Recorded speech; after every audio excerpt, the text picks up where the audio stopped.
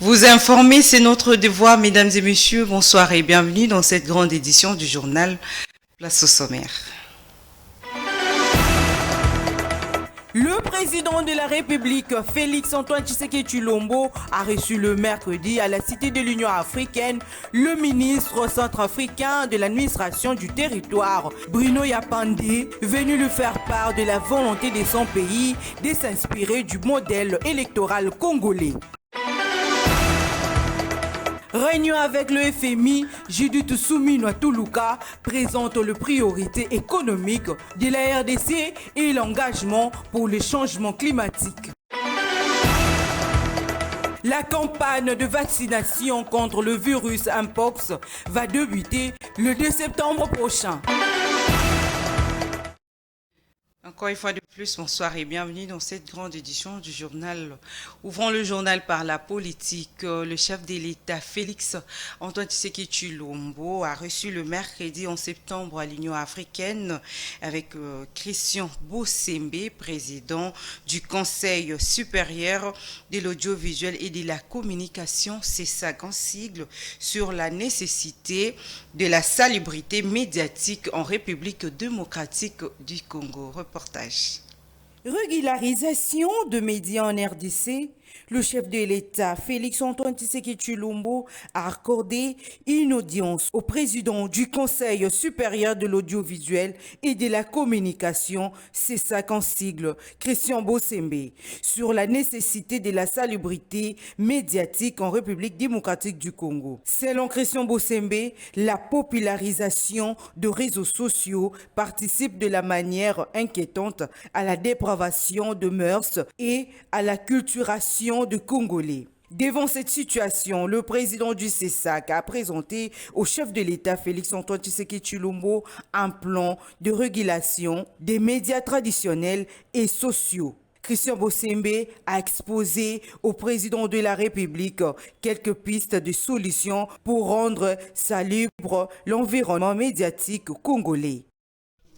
Encore une fois de plus, parlons politique, la diplomatie. Le président de la République, Félix-Antoine Tshisekedi Tshilombo, a reçu le mercredi 11 septembre 2024 Bruno Yapandé, ministre centrafricain de l'administration du territoire et émissaire de son homologue Faustin Archange Touadéra, à la Cité de l'Union africaine, venu lui faire part de la volonté de la République centrafricaine s'inspire du modèle électoral de la République démocratique du Congo. C'était ce mercredi à la Cité de l'Union africaine. Le président Félix-Antoine Tshisekedi Tshilombo a reçu Bruno Yapandé, ministre centrafricain de l'administration du territoire et émissaire de son homologue Faustin Archange, venu lui faire part de la volonté de la République centrafricaine de s'inspirer du modèle électoral congolais. La République centrafricaine veut s'inspirer de la République démocratique du Congo pour la réussite de ces élections prévues à la fin de cette année, a fait savoir Yapandé. Outre les questions électorales, le chef de l'État et son invité ont également abordé des sujets ayant trait à la coopération bilatérale entre les deux pays, la démocratie ainsi que la défense et la sécurité. Toujours en politique, la première ministre Judith Suminwa a présidé une réunion avec le FMI en présence de ministres du budget et de finances pour discuter de la restitution de la mission en RDC. Les échanges ont été portés sur le nouveau programme de la facilité élargie de crédit et le réforme économique prioritaire de la sécurité, les infrastructures et l'assainissement le mercredi 11 septembre 2024. Reportage. La délégation du Fonds monétaire international en mission technique préparatoire à Kinshasa sur la requête du gouvernement pour poursuivre ses engagements dans le cadre de la revue du programme triennal du Congo au titre de la facilité élargie de crédit et pour appuyer la lutte contre le changement climatique, a approfondi les débats au cours de cette séance de travail autour de la Première ministre. Nous sommes ici dans le cadre d'une mission technique qui est en RDC depuis la semaine dernière pour prendre contact avec le gouvernement de Madame la Première ministre pour discuter de la requête des autorités pour continuer leur engagement économique et financier avec le Fonds monétaire international. Il y a deux volets. Le volet de support pour les politiques économiques classiques, qu'on appelle la facilité élargie de crédit. Et il y a aussi le volet pour supporter les mesures économiques qui contribueront à votre lutte contre le changement climatique. Donc cette mission, c'est plus une mission d'écoute pour voir quelles sont les priorités du gouvernement et comment est-ce que le Fonds monétaire pourrait vous accompagner. La sécurité de l'intégrité territoriale, la construction des infrastructures et l'assainissement du secteur des finances publiques parmi les priorités du gouvernement présentées à la mission du FMI. Je pense que d'abord on a fait une revue rapide aussi de la situation économique récente et nous avons noté que la croissance demeure soutenue et que l'inflation commence pas à reculer. Nous espérons que ce recul va continuer avec l'ensemble des mesures qui ont été prises par la Banque centrale et aussi par le gouvernement. Nous avons discuté des priorités du gouvernement, celles que nous pourrons inscrire dans le cadre de nos négociations pour les nouveaux programmes. Les services du FMI et le gouvernement congolais sont déjà parvenus à un accord sur la 6e et dernière revue du programme triennal soutenu par la facilité élargie de crédit FEC. Les services du FMI ont également achevé la consultation au titre de l'article 4 de 2024. Parlons de la Chambre basse du Parlement à présent. Le président de l'Assemblée nationale, le professeur Vital Kamerhe, a reçu le mardi dernier la première ministre Judith Suminwa-Tuluka, accompagnée de ministre de Finances Doudou Fwamba et le vice-ministre du Budget Élisée Boukoumana. Ensemble, ils ont échangé autour du processus budgétaire, notamment les projets de loi de finances exercice 2025. Reportage de Joël Otudiema. Si vous vous souvenez bien, au moment de mon investiture, j'avais promis que j'allais mettre à profit des temps pour pouvoir discuter, échanger avec les différentes institutions. Et là, nous sommes à la veille de la rentrée parlementaire et donc il était important de pouvoir échanger avec l'honorable président de l'Assemblée nationale par rapport à un certain nombre de sujets. Et vous savez très bien que cette rentrée parlementaire, elle sera budgétaire et donc il était important de pouvoir échanger par rapport au processus budgétaire. On va bientôt, en respectant les prescrits de la LOFIP, venir déposer le projet de loi des finances pour 2025.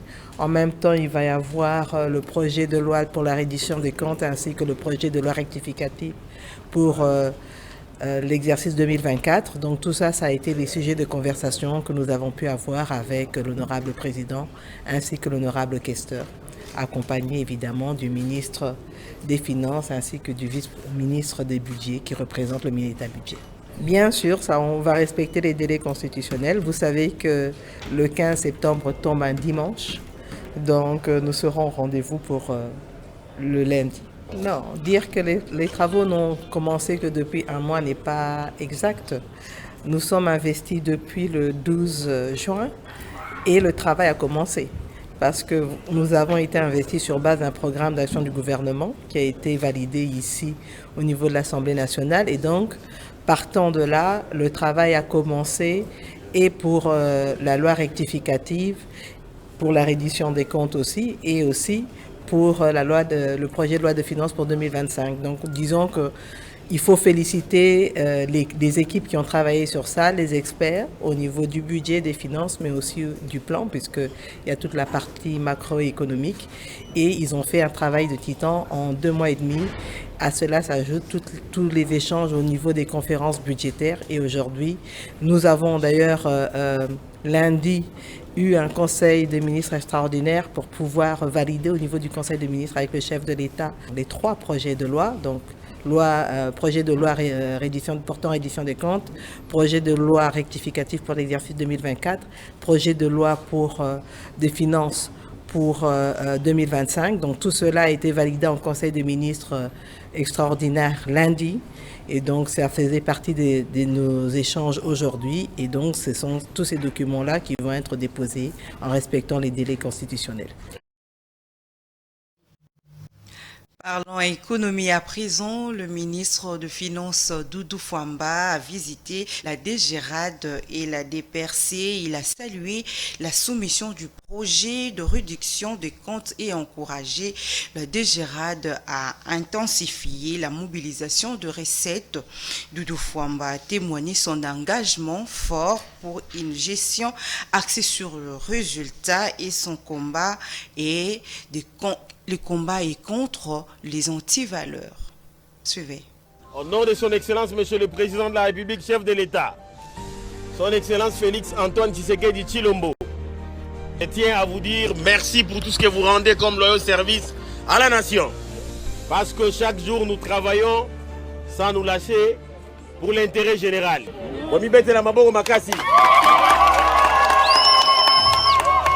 Je suis venu avec un message de réconfort pour les amis de la reddition des comptes. Mes sincères félicitations pour la production de l'avant-projet de loi de reddition des comptes. Merci. Nous avons pris la mesure pour transmettre les projets de reddition des comptes à l'honorable président de l'Assemblée nationale. Après la validation du Conseil des ministres, il y a de cela plus de 10 jours. Vous avez travaillé jour et nuit pour faire la restitution de ce qu'a été la gestion budgétaire de l'exercice 2023. Amen. Pour cette raison, et conformément aux lois et règlements de la République, je venais d'instruire au directeur chef de service pour que ceux qui ont travaillé jour et nuit soient rétribués conformément à la circulaire, mais soient transmis en dehors 48 heures. Comme ça, lorsque nous serons à l'Assemblée nationale, les équipes qui vont être en permanence avec nous, que ce soit au niveau de la Cour des comptes, que ce soit au niveau de l'Assemblée nationale ou du Sénat, que ces équipes-là aussi soient rétribuées en fonction de la permanence pour les travaux de défense de la loi de reddition des comptes au niveau de l'autorité budgétaire. Voilà ce qui a été demandé au niveau du directeur chef de service de la reddition des comptes. Je suis conscient des conditions dans lesquelles vous, agents du ministère des Finances, vous êtes en train de travailler. Je ne suis pas venu faire des promesses, mais j'ai demandé déjà à l'intérieur au secrétaire général aux finances pour qu'ensemble nous puissions voir comment présenter au gouvernement, à Madame la Première ministre chef du gouvernement, son Excellence Judith Toulou Kasumwina, les conditions dans lesquelles vous travaillez et qu'elle puisse donner des instructions claires pour que l'administration des finances puisse avoir un bâtiment digne de son nom.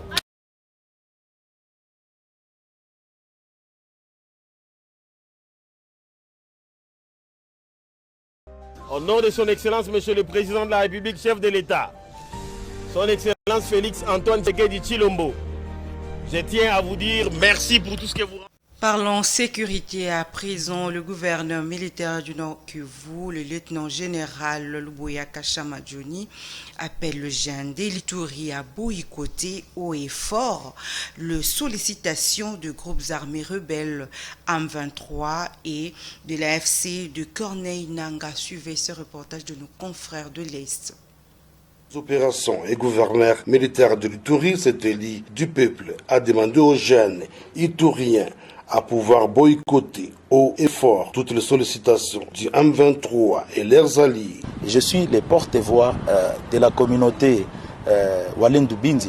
Ils m'ont mandaté pour que je puisse rencontrer d'abord le gouverneur, pour que nous puissions planifier dans un bref délai, organiser au niveau des chefferies de Walendu Bindi des sensibilisations pour décourager les jeunes à adhérer à ce mouvement de RDF. Si aujourd'hui il y a des recrutements des jeunes, je pense que ça va constituer un danger public pour notre province. Que vous soyez député, que vous soyez les notables, que vous soyez les opérateurs sociaux, entre autres religieux, que vous soyez des groupes armés, FRPI, Zaïre, Chinia-Kilima, Chinia-Tuna ou autres, Codeco, tous sont obligés à travers des réservistes appuyer les FARDC. Tout en rappelant les conséquences malheureuses entre les années 1999 et 2003 et a frappé l'Ituri. Seteli pense qu'il est important d'appuyer l'armée congolaise. Le gouverneur était très heureux de m'écouter, surtout avec les messages que je rappelle à tout Iturien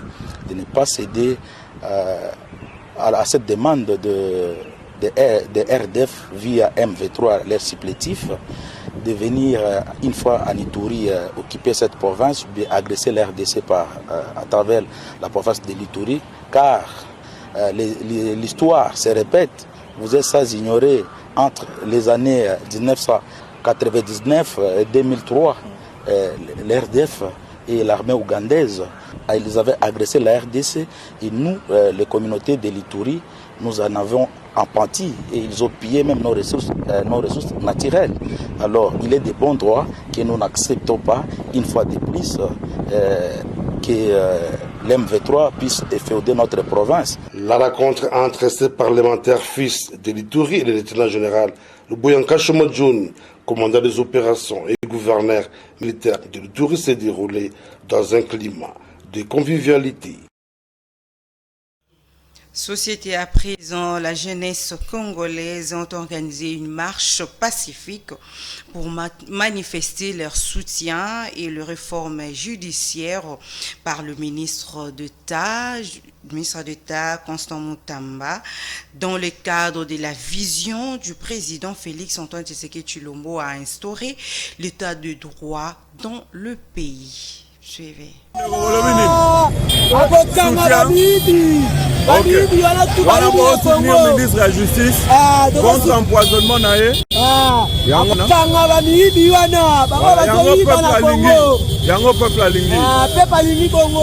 Peuple alingi droiture ezala conformément na chef de l'État yemoko. Siko banguna ya mboka oyo babundisa moto oyo azotelemela bamiyibi. C'est pourquoi balingi ba devient olie babunda na chef de l'État mais balingi ba la sima na po balonga ye de population za sima na ye. Tolobi boye. Constant Mutamba azana problème na ba magistrat te. Azana problème na constitution RDC. Mutamba ye ko redresser droit. Donc tolingi batutu to appuyer pour que pays ekende liboso. Système ya kalawana il faut changer. Voilà, communication ya ba mafieux, ba détourneur. Yango to ye ko dénoncer to lobby chef de l'État droit de la barre. Merci.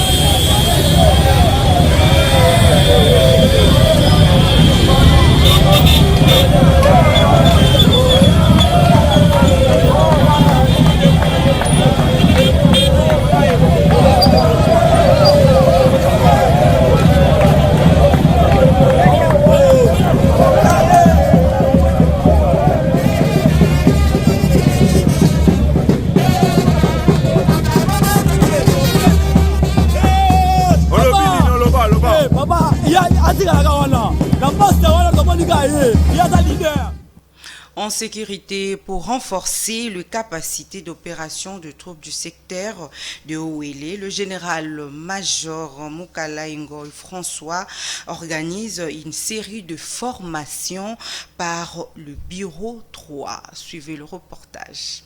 Mukala Ngoy François, commandant de la dite unité, a organisé sur initiative du bureau 3 l'organisation d'enseignement des notions tactiques en guise de remise à niveau. Le lundi 9 septembre 2024, après la grande parade, sous la supervision du colonel Ndelo et Komba Justin, chargé des opérations et organisation du secteur opérationnel Ouélé, le major Kikwa, instructeur du jour, s'est apaisanti sur la présentation de l'arme individuelle AK-47 à l'intention des militaires de la compagnie Kijé ainsi que ceux de la deuxième compagnie du 2e bataillon du 3205 régiment. Au sortir de cette séance, nous avons approché le colonel Ndelo Justin et le major Kikwa. Nous avons sollicité auprès du commandant secteur, le général-major Mukala Ngoy, l'autorisation d'organiser la mise en condition de nos hommes.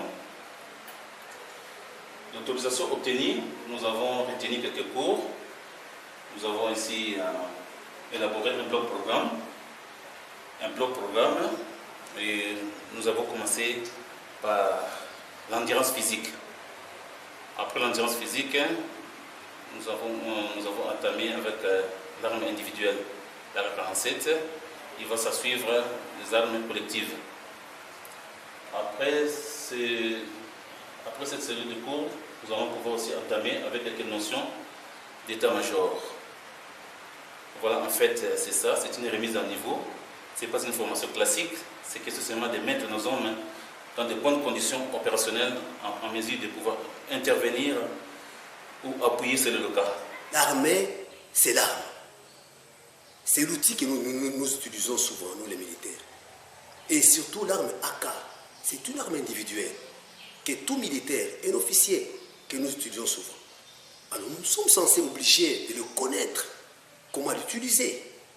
C'est ainsi qu'on a préféré cette arme, parce que nous l'utilisons souvent. On a commencé parce que normalement, j'ai la généralité, la description. Un militaire doit connaître le démontage de l'arme, surtout la mesure de sécurité également. On a connu un militaire qui a rendu l'arme par mesure d'imprudence, de sécurité. Parlons santé à présent. La campagne de vaccination contre le virus Mpox va débuter le 2 septembre prochain, a annoncé le responsable de la riposte de l'épidémie ce mercredi 11 septembre 2024. Le reportage de Yannick Kabamba.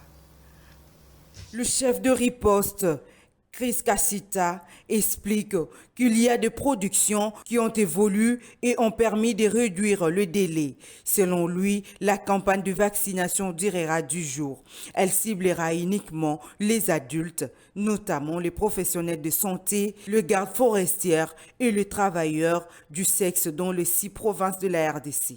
La source déclare que des efforts étaient en cours pour lutter contre la méfiance à l'égard du vaccin dans certaines communautés. C'est pour gérer le défi logistique qui représente le déploiement du programme dans 6 provinces d'un pays de la taille de l'Europe occidentale. Le mardi, la RDC a reçu 50 000 doses des vaccins de Mpox offertes par les États-Unis, selon l'ambassadrice Lucie. Selon le responsable de la question, le pays d'Afrique centrale a reçu un total de 265 000 doses des États-Unis et de l'Union européenne. Ces doses ne seront pas suffisantes pour couvrir de nombreuses zones du pays. Il y a eu de promesses de la part de la France et de la Belgique. Et le nombre de doses devrait être connu dans la semaine. Le Japon a promis de faire don de 3,5 millions de doses d'un vaccin qui pourrait être administré aux enfants, qui sont parmi les principales victimes de l'épidémie. En effet, la RDC est l'épicentre de l'épidémie actuelle de Mpox que l'Organisation mondiale de la santé a déclaré le mois dernier comme une urgence de santé publique mondiale. Mais le manque de vaccins a jusqu'à présent, à travers les efforts visant à freiner la propagation de ce virus parfois mortel. C'est la fin de ce journal, mesdames et messieurs. Place au rappel du titre. Le président de la République, Félix-Antoine Tshisekedi Tshilombo, a reçu le mercredi à la Cité de l'Union africaine le ministre centrafricain de l'administration du territoire, Bruno Yapandé, venu lui faire part de la volonté de son pays de s'inspirer du modèle électoral congolais. Réunion avec le FMI, Judith Soumino Toulouka présente les priorités économiques de la RDC et l'engagement pour le changement climatique. La campagne de vaccination contre le virus Mpox va débuter le 2 septembre prochain. C'est ici qui prend fin la grande édition de ce soir. Mesdames et messieurs, merci de l'avoir suivi. Merci à l'équipe technique Evelia, Meshak Moukendi et Mérode Safiri, à l'équipe de la régie. Merci de l'avoir suivi. Quant à moi, je vous dis au revoir. On nous revoit le mardi prochain. Au revoir.